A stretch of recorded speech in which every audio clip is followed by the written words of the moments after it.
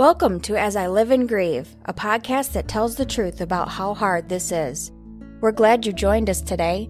We know how hard it is to lose someone you love and how well-intentioned friends and family try so hard to comfort us. We created this podcast to provide you with comfort, knowledge, and support. We are grief advocates, not professionals, not licensed therapists. We are you. Hi everyone, welcome back again to As I Live and Grieve. I love it when we have returning guests, and today's no different. Today it's like a BOGO, buy one, get one. We have two returning guests. They were here before and spoke on the shamanic perspective of grief. Today they're coming back and we're going to discuss the 5 gates of grief. I'll say no more about that until I reintroduce Patricia Jones and John Moir and let them reintroduce themselves to you. Go ahead. Hello, I am Patricia Jones. I am a psychotherapist in Western New York, practicing for over 30 years. And I'm also a shamanic practitioner and integrate shamanic principles into my psychotherapy sessions. And recently, John Moir and I developed a business by the name of Soulful Sorrows, where we're co-leaders of the business, providing grief workshops. Yeah, hi, Kathy. I'm a retired paramedic after 35 years, something like that. I was really got interested in Weller's work. Patricia and I both have had deep grief, and I was thinking about this the other day that you never know where life is going to take you. And after a lifetime of grief and shame, it's redefined the purpose of my life. And I really enjoy where we're going now with this grief workshop. I'm not a grief counselor. As I said, the paramedic background gave me lots of exposure to very grieving situations and whatnot. But so here we are. Yeah. Very good, and welcome back again. I'm really excited about having you back and about today's topic as well. Now, it was in our last podcast that I think you, John, mentioned the 5 gates of grief and brought up the name Francis Weller and his book, The Wild Edge of Sorrow. I believe, and you can correct me if I'm wrong, that you mentioned it's not necessarily shamanic theory or practice or belief, but it adapts well to that practice. I might not have used the right words. So my first question, of course, is I've heard of the 5 phases or the 6 or 7, however many phases, the ones kind of first introduced by Kubler-Ross. But what are the 5 gates of grief, and how do they differ? Want that, Patricia? Yeah, well, the 5 gates of grief that were developed by Francis Weller or identified by Weller is very, very different than the 5 phases of grief or the 7 phases of grief, because those well-known stages of grief really just focus on gate 1 of what Weller developed. And gate 1 is everything that we love, we will lose. So those 5 phases or 7 phases really is in relation to just that one gate. And it doesn't take into consideration any of the other gates. Yeah, and I found out, I heard about the 5 phases by Kubler-Ross at a somewhat young age, but I never realized until more recently that those phases are really intended for the person dying, where my impression at this point is the 5 gates of grief are intended for those grieving. Is that correct? Yes, that is correct. Yeah, those phases by Kubler-Ross, I think it could really be related to the griever and also the person. Well, and they've kind of been adapted that way, but initially I think they were just intended for the person who is dying, especially the bargaining and some of it. But at any rate, the 5 gates of grief. Now, is it intended that we choose only one, or do we pass through them in consecutive order, or how does that work? It's probably seen more as a continuation of grief, period. We are born into it. As Patricia mentioned, there's no beginning and no end. It seems to be with grief. That's our interpretation, our experience. And what Weller did was really bring in this soul language and that speaks to the soul. And that's what we were speaking about the last time. And that's what is the most important thing, is that we allow our soul the expression of grief or shame, or to recognize that we do hide parts of ourselves that we don't want other people to know about. But with Weller, he brought out these additional gates of grief. That not just the places that we have not known love, which is all about shame, and we talked about a bit of soul loss, and then there was the sorrows of the world, which is really interesting because that speaks to the entanglement of all of us, the globe, every creature, anything that flies, lives on or below this beautiful land that we exist on. We're all completely entangled and enmeshed. And so when we start losing parts of our parts, there could be the polar bears or plants or bees that are starting to disappear. We feel that grief, we feel that loss. You want to continue, Patricia? Oh yeah, what I'm thinking is what John is really referring to is the many forms of grief that Weller speaks of, that as a society we don't even recognize these forms of grief. So they're things that we grieve, and we have this sense of loss, and may even be diagnosed with depression because we feel it so strongly, but we don't put a name to it because it's not something that is commonly referred to or talked about or even known about. And that's what makes these gates of grief so profound, because once you learn them and understand them, you can begin to recognize the different forms of loss within you, and you can put name to it, which is so important. And the reason why it's so important to be able to grieve all forms of loss is the more you're able to grieve, the more it breaks open your heart to be able to live life fully, joyfully, and love so deeply. I like that. I like the way you worded that. Thank you. So let's start with the first gate. And I think just the name that's been attached to this gate is especially beautiful, that everything we love we will lose. So can we talk about that for a minute? This is probably the most obvious one, to me anyway, that when you lose someone you love, then yes. But to realize that, in fact, if you look around you, everybody, you're going to lose at some point, whether it's you that die or whether they die. You're going to lose them. Mm-hmm. What is so, how do I want to word it? What can we do when we're in this phase, I guess? How can we work through it?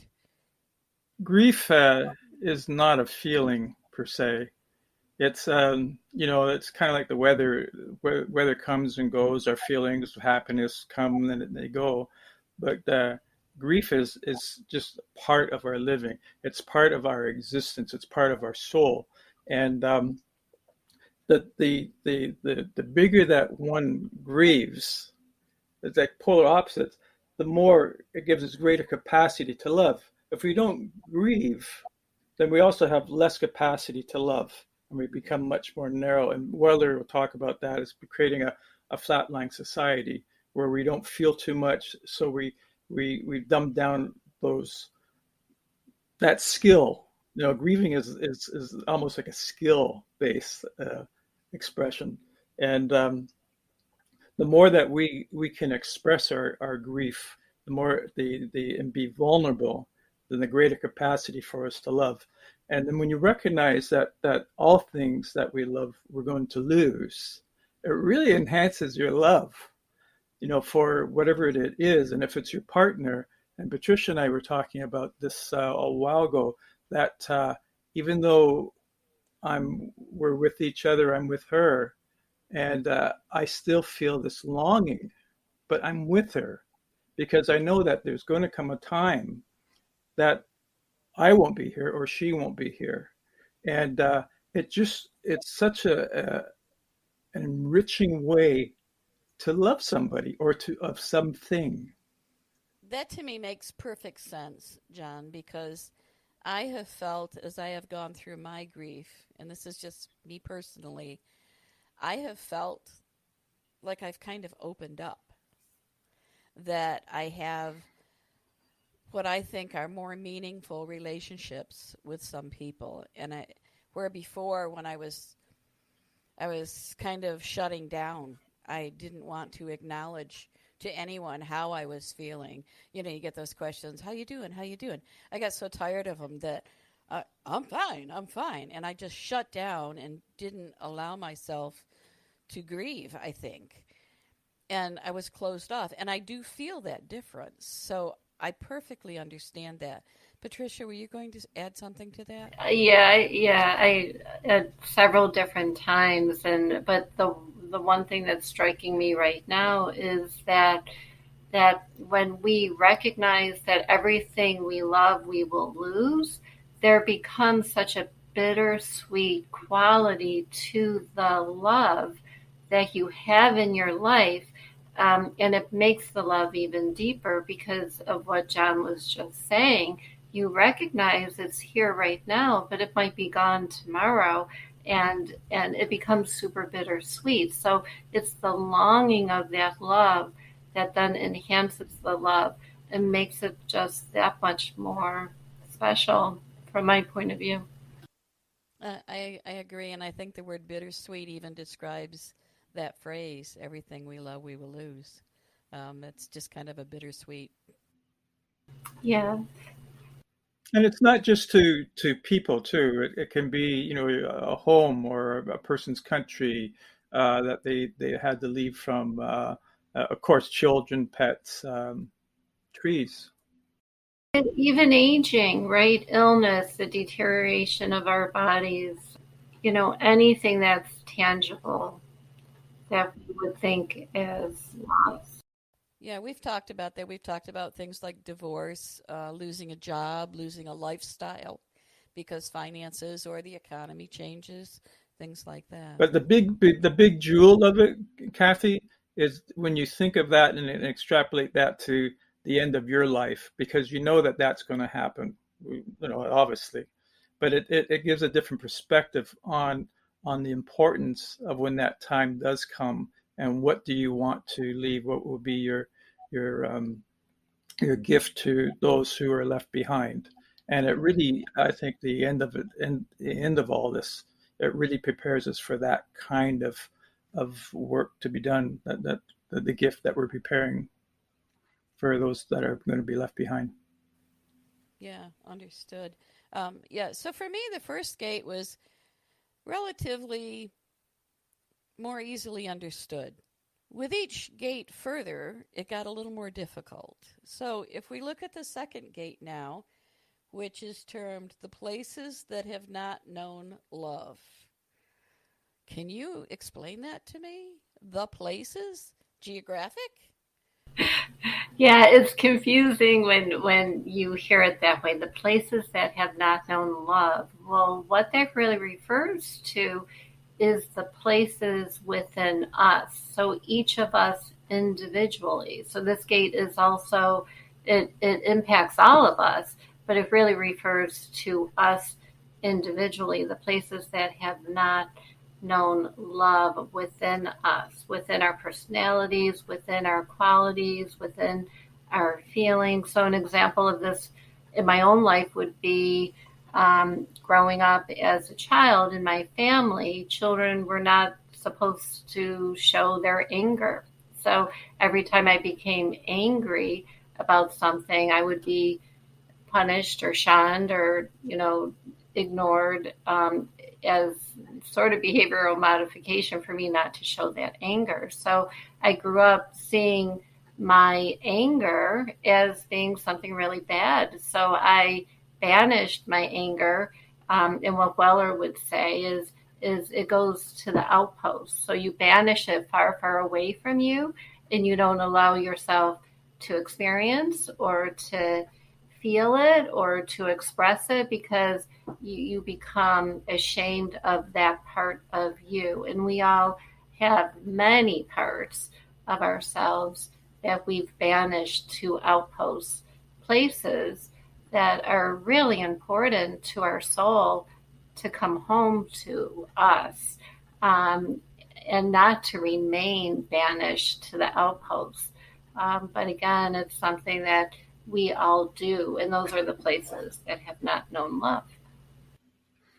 Yeah, from a shamanic standpoint, any part of ourself, our soul, that we banish or we lose, like it have soul loss. And so from a shamanic standpoint, for us, we see that as just every part that leaves, you lose a little bit of your life essence.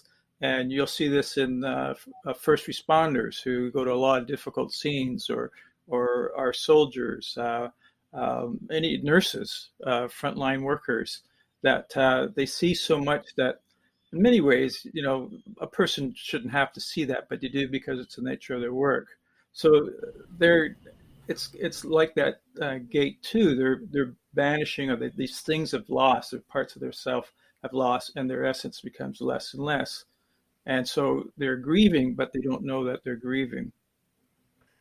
Yeah, that one I think is going to require more thought. But when you said soldiers, paramedics, nurses, I was always told growing up that I could never be a nurse because I would never be able to detach myself from the pain and suffering that people went through. And I do know that there are some nurses or some medical professionals that are able to do that. Whether it's the fact that they become inured to it or not, I don't know. So it's beginning to make a little more sense. I appreciate that. Let's move on to the third gate, and then we can circle back. The third gate is the sorrows of the world, and I think we referred to that a little bit already. But would either of you like to elaborate a bit more on this one? Yeah, the sorrows of the world is really about the natural world. Okay, so it refers to the diminishment of species, of habitats, of the earth, and all of this, even if we're not consciously aware of it, because we're so connected to the earth, we're entangled with the natural world, whether we're aware of it or not. Our DNA feels the dying of species, the dying of the earth, the water decreasing on the planet, climate change. All of these things have to do with this gate of grief. Does it refer only to living things? Or, can it be, look at our government, our country as a whole. Does that make sense? Is that a valid question? Oh, yes, it is. Yes, it can refer to those sorrows of the world as well. Thank you very much, Kathy. That sort of left my memory bank for a moment, but it is like things like homelessness, right? Like the plight of society, poverty, even things like child abuse that can become so prevalent in a culture. Those are all sorrows of the world. Yeah.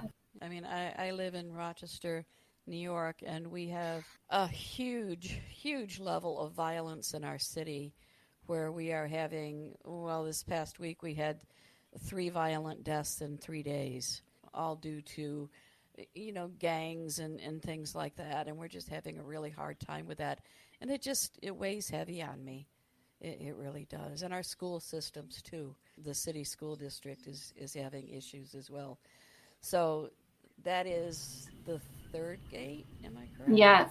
And that gate is really more of a collective grieve, that we all share the grief for the sorrows of the world. Again, and it's one of those gates that we may not even be aware of it, but it has an impact on our souls because we're all integrally connected with one another and the earth and the world. Yeah, and I've certainly seen several people that have just seemed to be really in tuned to this connection of the natural world.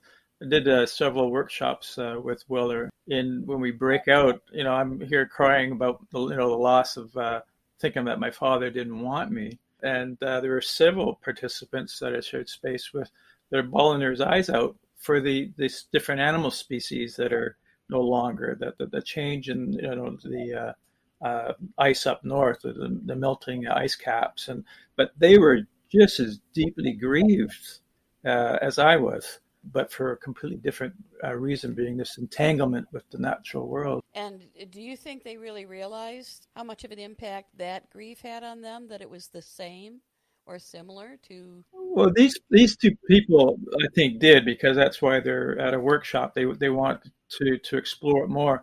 But I think there are so many people walking around wondering about why are they so depressed? Why are things so just always looking so terrible? And why are they feeling so disconnected from everything? Why are they feeling disconnected from the world? And it's really something, the more you're able to name this grief and understand it, the more open-hearted you become, because the more you're recognizing the grief, you're allowing the grief to go through you, the more open-hearted you become, and the more you have the ability to understand the impact that these gates have on you personally. Right. And I have found, as well with any topic on the podcast, and I know this will be no different because after today, I'm going to dig a little deeper into each of these gates so I better understand them because they intrigue me so much, which must mean for me I have a need to know. That's kind of what I think. If I'm curious about something, it means I need to know about it. So the fourth gate now. What we expected and did not receive. Now, does that speak to the little red wagon we wanted for Christmas and didn't get? No, it does not. It's, of course, not right. It's something just so much more in depth in terms of, this refers to coming into the world, right? This refers to how we're each born into the world and what our soul expected to come to and to receive. And our souls came here into our bodies and none of us received it. And it refers to a village where we belong, and that the village was ready for us to come, and the village knows our place and welcomed us with open arms and knows our strength and is able to tell us why we're there and what we're strong in and what we have to contribute as a person being born into that village. So it's something very deep in terms of a sense of belonging and never questioning having a place to be, even with all of our failings and faults. It doesn't really matter. We belong in a village, in a community of a great big group of people that are welcoming you and loving you from the day you're born until the day you die. And there is absolutely no question of that. And that community provided rituals which helped us move from childhood into adulthood or into elderhood. Rituals to prepare us for when we're going to leave this world. Certainly rituals and ceremonies for when a new one comes into the village. We don't have any of those ceremonies, or the first time that a young girl has her period. That's a big thing, that she's becoming a woman. And we just don't seem to acknowledge these big steps in our soul's development in our cultures anyways. Okay, so this is on a much higher level than material things. More research for me. Yeah, this has nothing to do with material things, nothing at all. All right, yeah. I'm really going to have to dig deep on this one. Yeah, and the grief that shows up in us, even, and we don't even know for the most part regarding this gate, that longing to belong. Okay, so that sense of disconnection with the human race, or feeling different, or that we have these thoughts and we're not quite connected and people don't really understand us. So it's that longing to belong and having a sense that we don't belong. That's how the grief shows up in sort of a vague, common way. Maybe that's why we have gangs. That that provides that belonging to the, I don't know, people who are disenfranchised or those who don't have a voice in the community. People who are oppressed, or just some people who have to work 3 jobs to make it to keep a roof over their families' heads, and you can see why people would become quite angry and disenfranchised. Yeah, disenfranchised, that kind of clicked for me. That puts some of the meaning there. Thank you. All right, the 5th gate is ancestral grief. Explain that. I might have a perception on that, but explain it. I want to know if I'm right. I love working with the ancestors. From a shamanic perspective, they're always around. From a shamanic perspective, for that, when our loved ones cross over, that's their consciousness continues, and it's just that they leave the body and they become disincarnate. But they still have this great love for their descendants, and they want us to do well, and they want to do well by us. But they also carry the ones who haven't been, say, are deeply well. They're still carrying their disappointments, their anger, their envy, for example.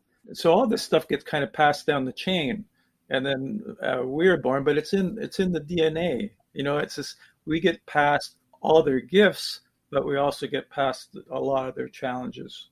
So when we don't celebrate and share ritual with our ancestors, then we become, again, dislocated from that of where we came from.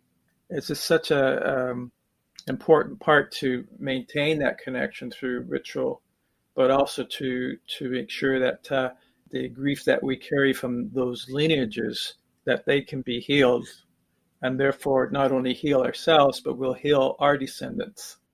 So any like that thing that was looking at the, would you say a curse, Patricia, or this negative energy, we can stop that, and it starts to change apparently the DNA. I don't know much about that, but I do know that the work I've done has made a big difference in the way I see the world, and that the way I parent, it's affected a lot of aspects of myself. All right, so this is a 2-way ancestral grief. We can heal ourselves and we can help them heal as well. Yeah, that is so well said. There's reciprocity in it between us and our ancestors. And if we can see the relationship, then there's an opportunity to heal that relationship and to build a loving relationship with our ancestors. But the ancestral grief really refers to all of the trauma and loss and separation that our ancestors experienced over time through lifetimes and generations, that is just so naturally passed on to us through our DNA, right? Through our common shared DNA, that there's no getting away from it. But again, it's a gate that none of us are taught this in school, right? Even in psychology school, I've never heard of this. And I know this has been an extremely cursory comments on the 5 gates. My question before, do we wind up going through all these gates? Do we do this in consecutive order? Do we jump back and forth? Do we jump around? And my toddler question, is there like a courtyard in the middle? Or like a waiting room where you're waiting to go into these? How is it kind of all put together? Yeah, I think it's all happening simultaneously from day to day. And as we increase our awareness of our own grief and we understand the different, many forms of grief, any of the different griefs can hit us at any given time. Yeah, I think that what takes place is that it's there are many forms that it's here all the time. It's once we start working with our grief and acknowledging that we are grieving and that we have deep grief. Part of our workshops that we like to do is that take people on a journey where they take a look at their grief, try to identify the grief and what kind of grief is it that they're carrying or expressing at that time. We always have the big ones, the loss of a parent, loss of a partner, loss of something that's very dear and close. We think that's grief. That's it. That's where it starts and it ends. And once we get pushed through that, as they say, that's it. We move on to something else. We go buy a new car or whatever. And but what happens is that, in actual fact, Patricia says we do bounce back and forth through different griefs within a day. You're just pondering different things, or you're feeling depressed. Why am I feeling depressed? I have no idea. I should be happy. But now that people are becoming more aware of grief, and they're becoming aware that they don't have to be afraid of these deep, dark emotions, people want to stay away from that. Nobody wants to go to a party and start talking about grief. It'll be the last time you'd be invited back, right? And so it's starting to have a bit of a trend, I think, out there that it's okay to talk about their grief, and the more they share their grief, and the more experience that people become holding the grief of others, and listening, and they don't have to fix anything, they don't have to prepare. They just have to acknowledge that, yeah. I agree with you, John, that I believe there is a trend, which is a very, very good thing. So, unfortunately, I do have to say that our time is running out for now, and I have a few comments I want to wrap up. But first, I want to offer each of you a moment or two just to kind of wrap up and speak directly to our listeners without me interrupting with comments or questions. Yeah, I'll get started. I want to say about our grief workshops is that we really attend to these 5 gates of grief, not only in being able to explain what they are, but we provide rituals and different types of experiential opportunities to really attend to the grief of these gates, to be able to work with the grief and to really understand it.